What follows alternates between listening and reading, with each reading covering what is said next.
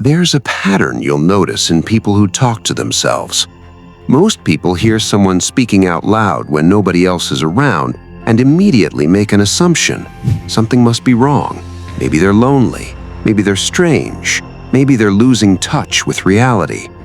But that's because most people are looking at the behavior. Few people are looking at the pattern behind the behavior. And once you see that pattern, something surprising appears. Because the people who talk to themselves are often doing something most people rarely do. They're paying attention to their own mind.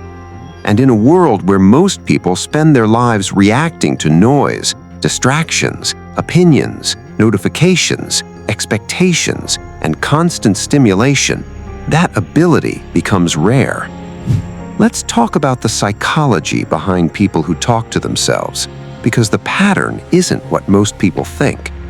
Most people assume self-talk is about speaking, but self-talk isn't really about speaking, it's about listening. Think about it. Most conversations happen between two people, but some of the most important conversations happen inside one person. Questions, doubts, decisions, fears, possibilities, conflicts. Most people experience these things as a blur, thoughts moving too fast to examine, emotions appearing without explanation, reactions happening automatically.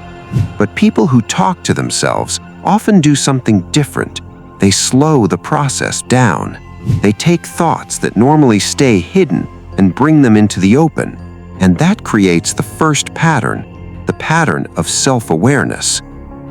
Self-awareness sounds simple, but psychologically it's one of the rarest abilities a person can develop, because most people spend their lives observing everyone else.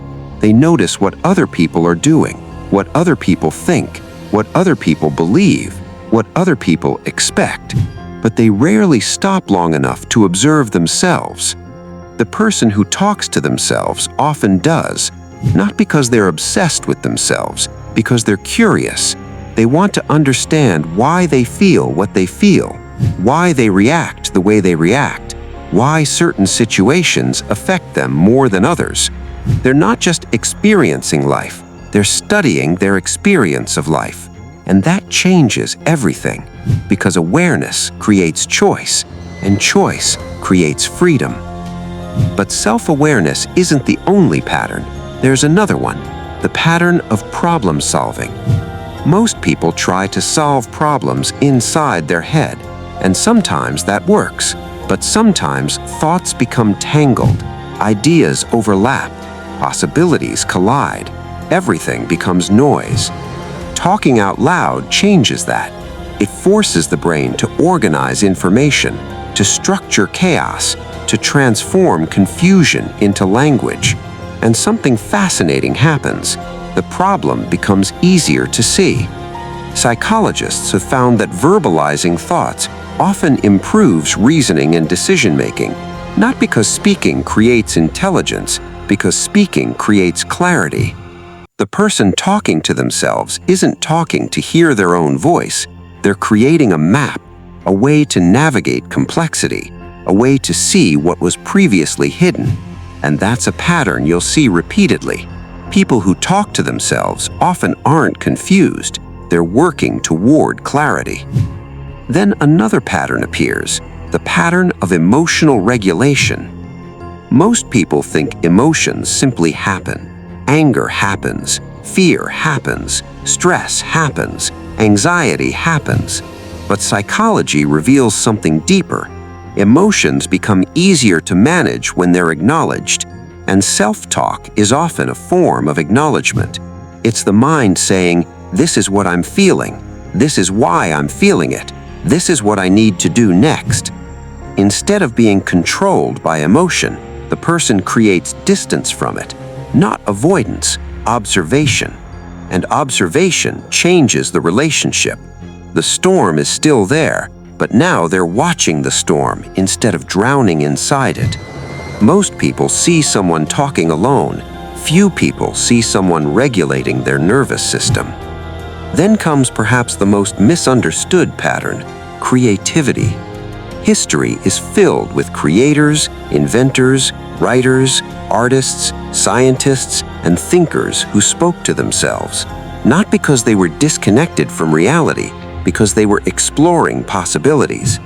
Creativity requires dialogue, questions, experiments, hypothetical scenarios.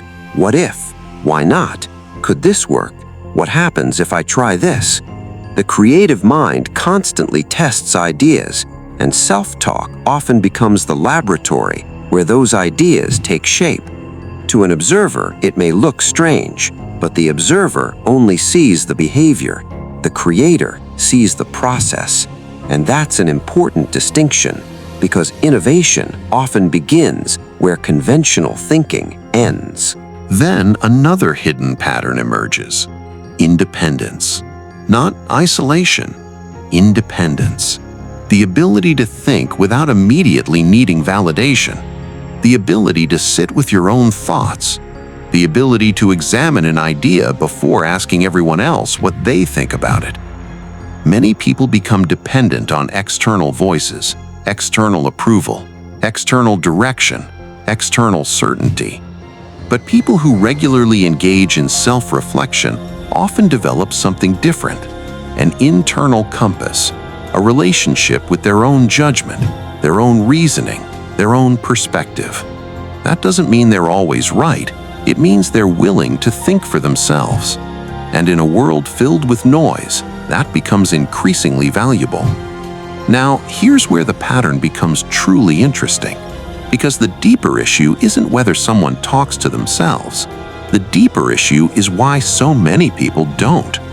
Think about how much time people spend consuming information, scrolling, watching, listening, reacting, responding, being entertained, being distracted, being influenced. Constant input, very little reflection. The modern world encourages attention outward, rarely inward. And yet some of the most important answers people need are found internally. Not because the world has nothing to teach us, but because wisdom requires integration. Information becomes useful only after reflection, and reflection requires silence. The person talking to themselves is often creating that silence, creating that space, creating that opportunity to understand. And perhaps that's the real pattern. The people who talk to themselves aren't necessarily trying to escape reality. They're trying to understand it. They're not disconnected from the world. They're connecting with something most people overlook: their own mind, their own emotions, their own thoughts, their own patterns. Because every human being has an inner world, but not everyone visits it. Not everyone explores it. Not everyone learns its language. The people who talk to themselves often do, and that changes how they move through life. Most people hear someone speaking when nobody else is there. Few people recognize a person thinking out loud. Most people see a strange habit. Few people see self-awareness. Most people see behavior. Few people see the pattern behind the behavior. And once you see that pattern, something changes.